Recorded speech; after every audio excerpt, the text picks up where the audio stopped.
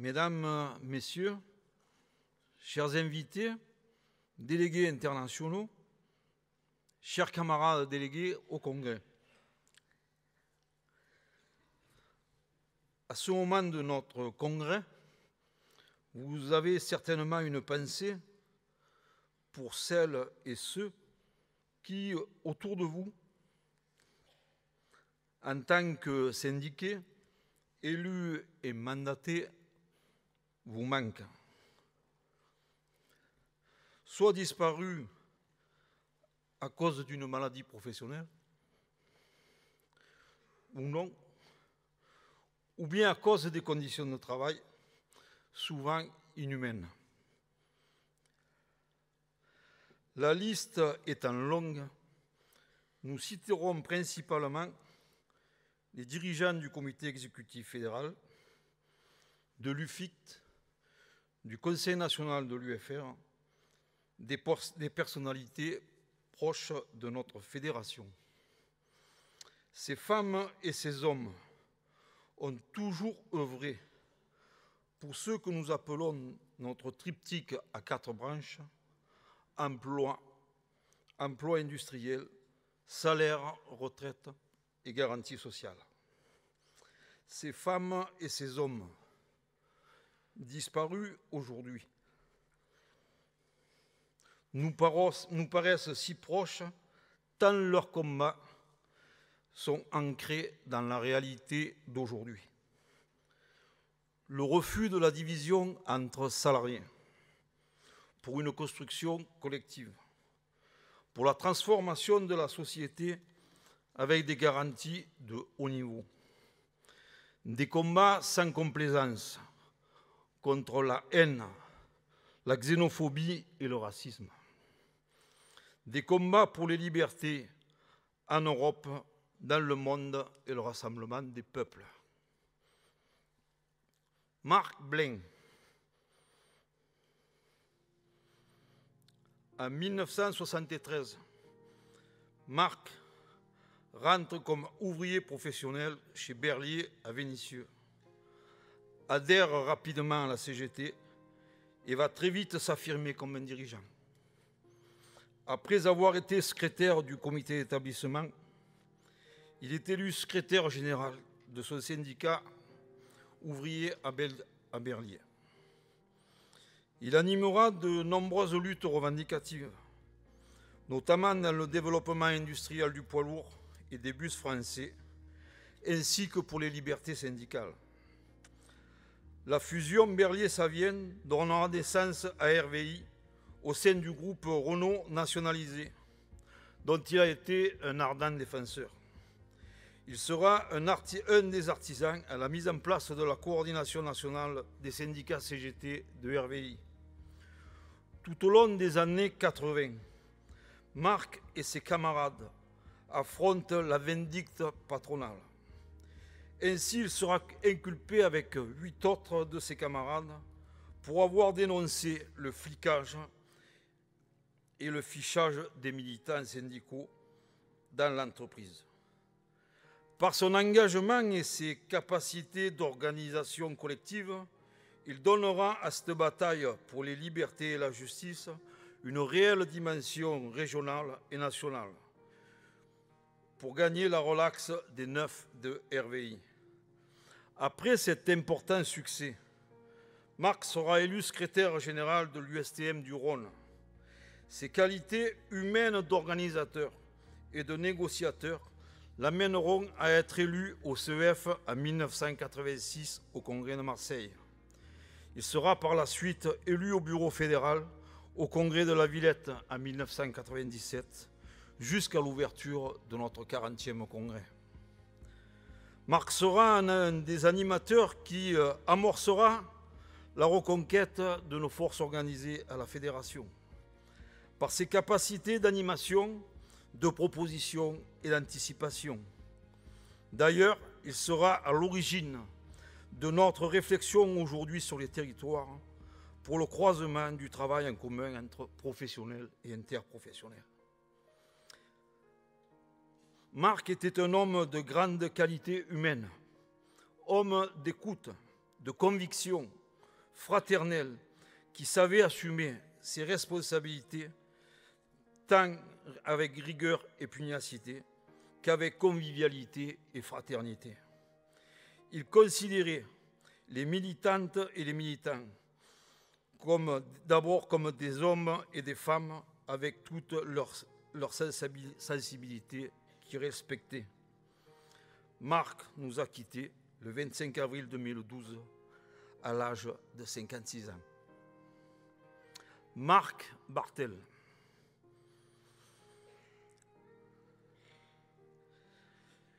Dès son entrée dans la vie active, il s'engagera dans la lutte avec la CGT. Marc participera aux grandes batailles syndicales de Longwy, à la grande marche des sidérurgistes pour le maintien et le développement de la sidérurgie le 23 mars 1979. Ces luttes mèneront à la nationalisation de la sidérurgie en 1981. Il mènera avec ses camarades la lutte contre le plan acier en 1984. Il sera animateur de son syndicat et de l'union locale de Longwy. Usinor Longwy deviendra Unimétal et il sera affecté au service central des chaudières sur le site d'Ersange. Il finira au fil des réorganisations au train à fil après une lutte acharnée contre la fermeture du site et sera muté à Florange en 1999. Au niveau national, il sera un dirigeant actif du collectif CGT Usinor. Il sera membre du comité de groupe délégué européen. Durant ces périodes de lourde restructuration, il participera aux luttes pour le développement de la filière acier, contre la privatisation des secteurs vente et transformation, contre la scission de la branche Unimétal et de Trifil Europe et Ascométal. Marc était un homme de combat, ferme et tolérant. Il était un homme de terrain et souvent avec les travailleurs sous-traitants qui subissaient de plein fouet la précarité, la flexibilité et parfois l'absence de statut. Marc était quelqu'un de respecté et écouté. Il n'exprimait que difficilement ses sentiments, mais il était profond, sincère, rempli d'humanité. C'était la grande bonté même. Derrière son air bourru, il avait un grand cœur, d'où le surnom de Gros Nounours. Marc a été élu au CEF en avril 2008 jusqu'à l'ouverture du 40e congrès. Il a été membre de la CFC du 35e au 38e congrès. Marc nous a quittés le 27 mai 2011 à l'âge de 54 ans. Serge Clapp.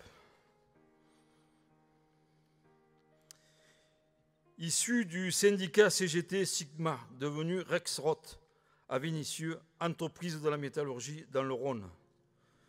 Serge, après avoir assumé la responsabilité de coordinateur des syndicats de la métallurgie CGT à Vénissieux et ses environs, devient secrétaire général de l'USTM du Rhône en 1999.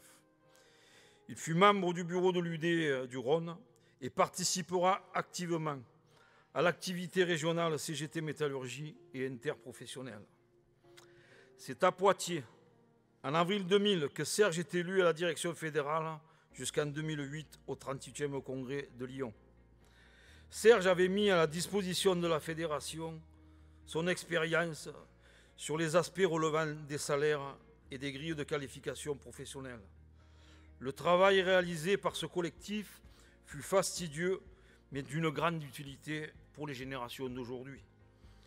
Il a également pris une part active à la construction des repères revendicatifs de la fédération autour d'une convention collective nationale qui unirait tous les métallos du pays autour de garanties collectives de haut niveau.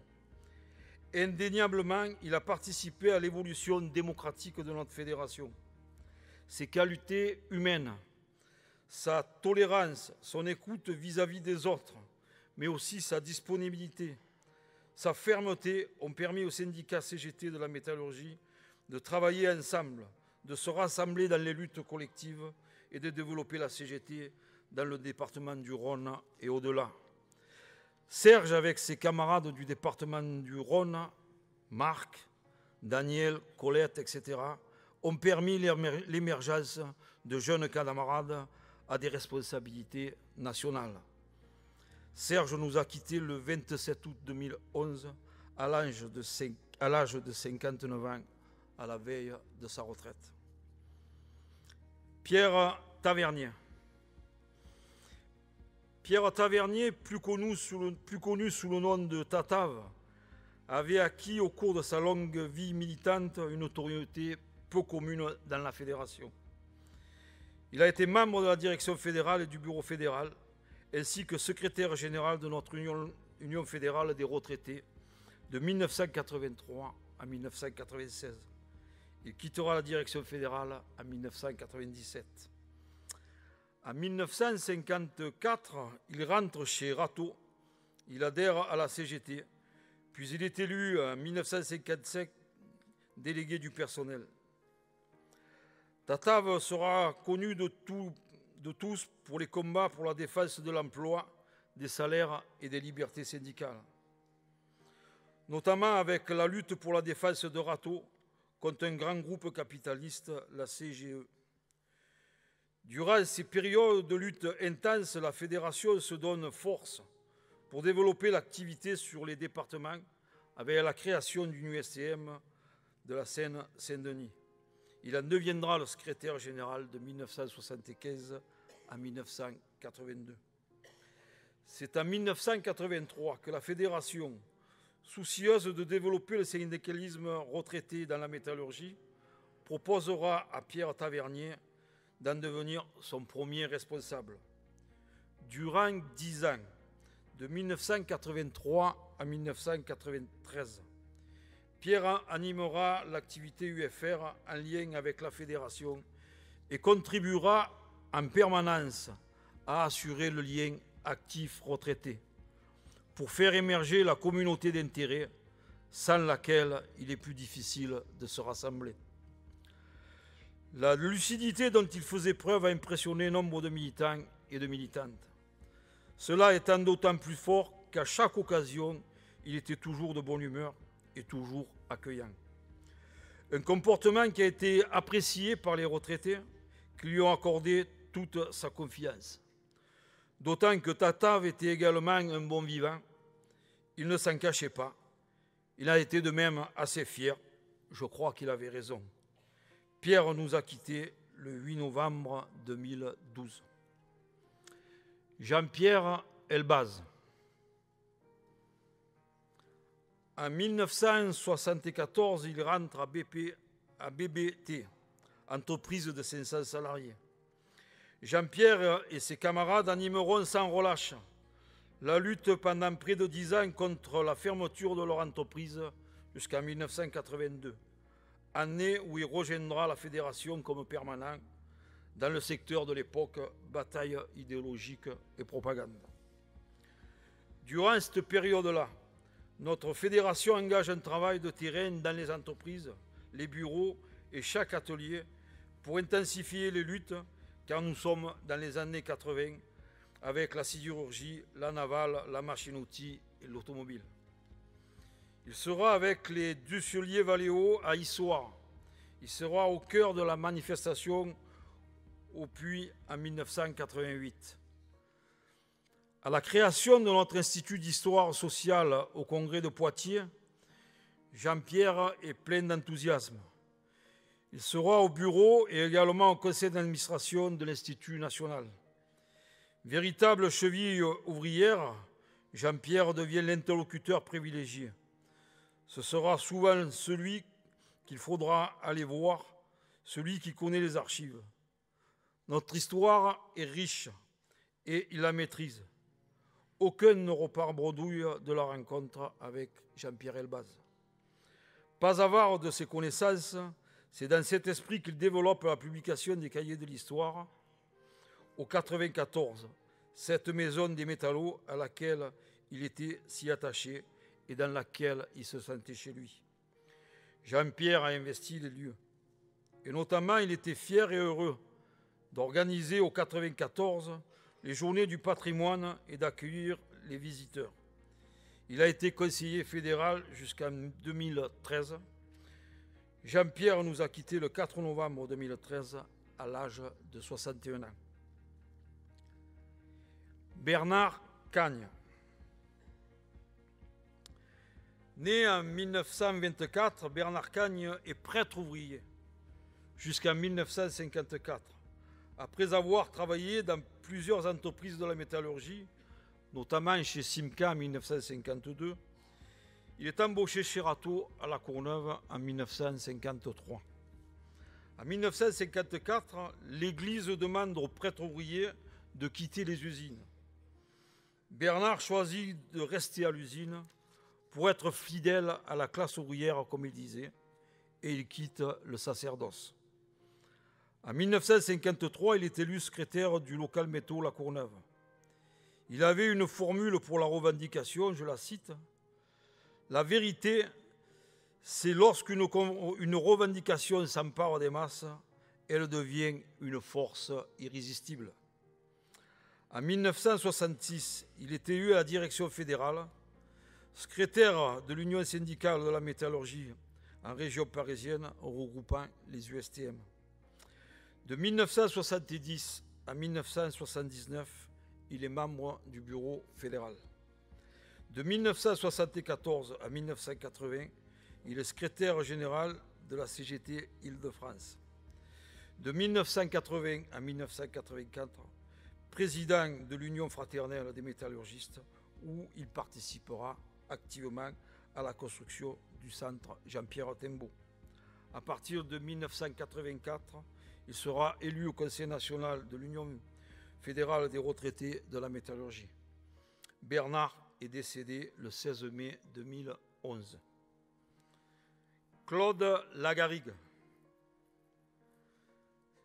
Salarié et animateur de la CGT chez Vallourec, il a porté les luttes et les espoirs pour l'emploi et l'industrie sur le territoire de l'UL de Decazeville et sur le département de l'Aveyron, notamment avec son UD. Claude a été membre de la direction fédérale de 1974 à 1993. Il fut surtout durant 17 ans, de 1989 à 2006, pendant ses 5 mandats, un important dirigeant national de l'UFR. Il a été de toutes les batailles pour le droit à la retraite. Il a été durci par les luttes. Il savait en tirer à la fois clairvoyance et, dans la situation sociale difficile, des capacités à donner confiance aux salariés et aux camarades de la CGT qui l'ont côtoyé durant toutes ces années. Claude a su tenir et accomplir les tâches pas toujours évidentes à assumer, comme celle d'administrateur au groupe de protection sociale CRI, devenu Ionis, puis Humanis. Il a été élu au conseil d'administration des caisses de retraite complémentaires ARCO. Claude nous a quittés le 26 juillet 2013. Gilbert Lebescon. Gilbert fait ses premières armes dans l'entreprise Valentine à Gennevilliers. Il est licencié en 1955, le jour où il demande une augmentation de salaire. Il adhère à la CGT en 1960, suite aux luttes pour l'indépendance et la paix en Algérie. En 1965, il deviendra le secrétaire du syndicat local Saint-Denis et ensuite secrétaire général de l'USTM 93. Il anime la coordination Renault pendant 7 ans. En effet, la lutte des Renault face à la politique et au choix de la direction générale, les exigences des droits et des libertés et la bataille pour les 10 de Renault. Nous sommes dans une période importante marquée aussi par les décisions gouvernementales et politiques d'austérité du gouvernement Mitterrand. En 1989, il devient secrétaire de l'US Métaux jusqu'en 1994.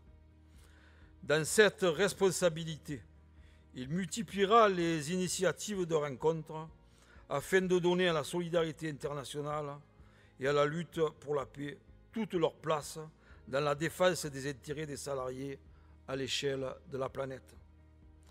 De retour en France en 1995, Gilbert participera activement à la vie et au développement du syndicalisme en direction des retraités dans l'UFR Métallurgie. Il fut membre de la direction fédérale de 1973 à 1993. Gilbert Lobescombe prolongera son activité syndicale en participant à la vie et au développement du syndicalisme en direction des retraités à l'UFR de la métallurgie de 1995 à 2006 comme membre du bureau et du Conseil national. Gilbert nous a quittés le 3 avril 2014. Jean Leroux. Jeune métallo en 1943, à l'âge de 17 ans, il adhère à la CGT clandestine chez Farman. Arrêté en février 1944 par la Gestapo, il s'évade et rejoint la résistance. Démobilisé en 1946, il sera réembauché chez Farman la même année où a lieu la nationalisation. Il adhère à la CGT dans la foulée. Après avoir été licencié, il est embauché chez Dassault Saint-Cloud. Il en deviendra le secrétaire général du syndicat. Pendant de nombreuses années, il animera différentes luttes de la métallurgie en région parisienne. En 1961, il sera élu au CEF pendant 17 ans, de 1961 à 1978, dont 12 ans au bureau fédéral. Il sera secrétaire de l'USTM CGT 95 de 1971 à 1977. Il sera, durant 6 années, président de l'association Ambroise Croizat. Il assumera aussi les responsabilités de secrétaire de l'Union fraternelle des métallurgistes de la région parisienne. Jean nous a quittés en janvier 2012. Bernard Mengui. C'est le 20 juin 1971 que Bernard est embauché comme électricien chez Dassault et adhère la même année à la CGT. Dans les années de 1972 à 1976, il s'engage et participe à toutes les batailles sur la reconnaissance et le paiement de la qualification, comme à la mise en place des grilles de classification. Bernard est élu en 1979 secrétaire général du syndicat CGT Dassault Argenteuil. En 1980, il participera à la construction du jeune syndicat Dassault à Falcom Service. Chez Dassault Argenteuil, il sera élu au CCE, il sera le DSC de 1979 à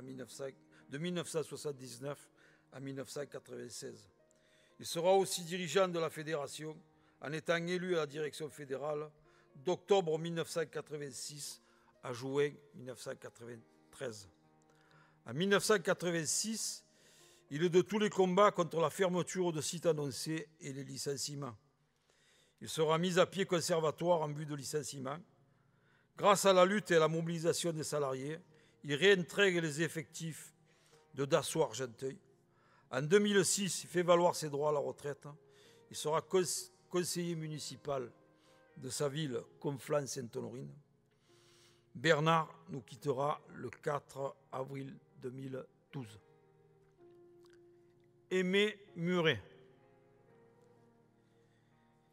Aimé entre à 18 ans à peine à la SAC le 19 août 1950 et le 1er septembre 1950. Et le 1er septembre, il se syndiquera à la CGT. À 24 ans, il est secrétaire adjoint de l'USTM CGT du Haut-Rhin, avant d'en devenir, quelques années plus tard, le secrétaire général. De 1966 à 1997, il sera élu à la commission exécutive fédérale. Il a aussi assumé des responsabilités à l'union locale de Guebwiller ainsi qu'à l'UD du Haut-Rhin. Il a été membre du Conseil national de l'UFR, du 3e congrès en 1989 au 9e congrès en 2009. Aimé est décédé le 6 juillet 2013. Georges Prampart. Georges aura, par son engagement syndical de premier plan à la CGT, marqué le mouvement ouvrier en Loire-Atlantique. Chaudronnier de métier, il a assumé des responsabilités au syndicat CGT des chantiers navals de Nantes, dans le syndicat et dans le syndicat de la métallurgie. Il est élu au comité exécutif fédéral de 1963 à 1971.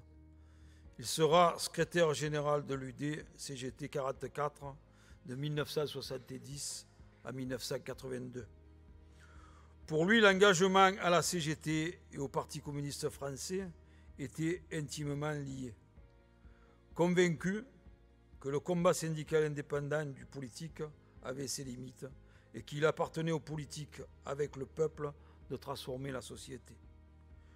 Georges nous a quittés en novembre 2013. Gilbert Simonin. Gilbert a été élu secrétaire du syndicat Creuse-Loire et responsable de l'USTM de Saône-et-Loire. Ancien permanent de l'AVO, ce qu'on appelle aujourd'hui la NVO, il a été membre du comité exécutif fédéral de 1973 à 1979. Gilbert est décédé en 2012. Jean Barra a été secrétaire général de l'USTM de l'Oise, secrétaire général des Trifileries de Creil et secrétaire général de l'UD de l'Oise. Il a été membre du comité exécutif fédéral de 1959 à 1964. Jean est décédé en 2011. François Blumenthal. Il a fait une formation d'ingénieur à l'école polytechnique de Zurich. Il rentre chez Alstom et s'impliquera immédiatement dans la vie du syndicat national des cadres et ingénieurs de la métallurgie, dont il fit rapidement partie de la direction. Il participera à la refondation de l'UGIC, devenu UGICT, en 1969. Il fut membre de la commission exécutive jusqu'au début des années 1970. En 1976, le comité central d'entreprise de PCUK, branche chimie, recherchait un directeur pour ses activités sociales centralisées. François assumera cette responsabilité pendant 5 ans. En 1981, il est appelé par la Confédération à la direction de la Société d'études et de recherche pour achever la construction du complexe immobilier de Montreuil. Il donnera aussi de son temps en apportant son concours, en militant à la Fédération mondiale des travailleurs scientifiques qui lui avait confié des responsabilités. François Blumenthal nous a quittés le 3 octobre 2011. Georges Pereira. Georges était technicien de maintenance dans l'entreprise de Grosmont. Il a été élu au comité de groupe France GDF-Suez et délégué syndical à l'entreprise où il a travaillé pendant 19 ans. Il a assumé les responsabilités de secrétaire général de l'USTM 94. Georges a décidé de nous quitter le 19 décembre 2011.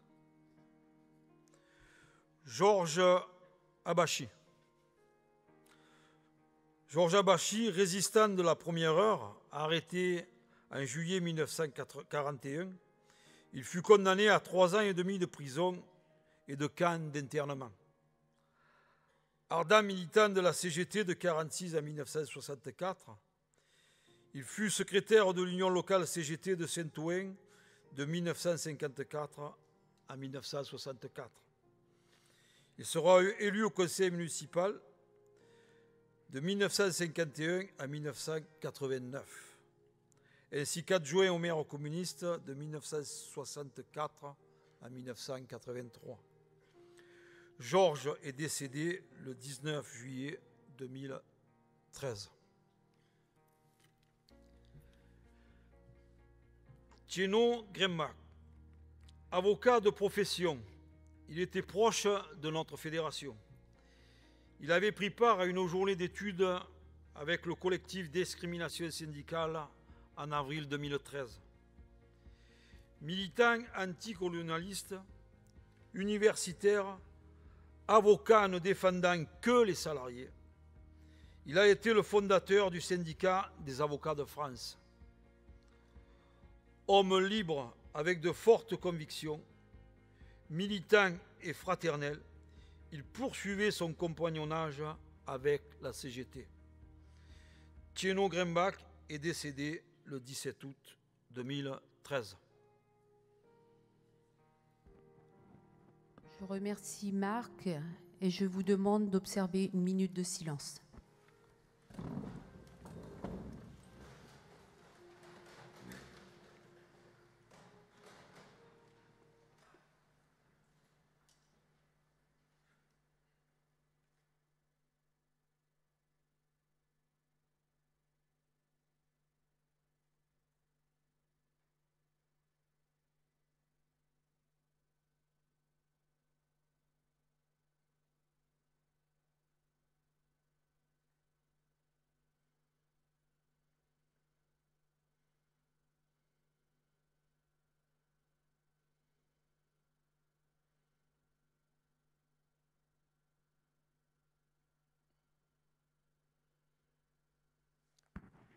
Je vous remercie.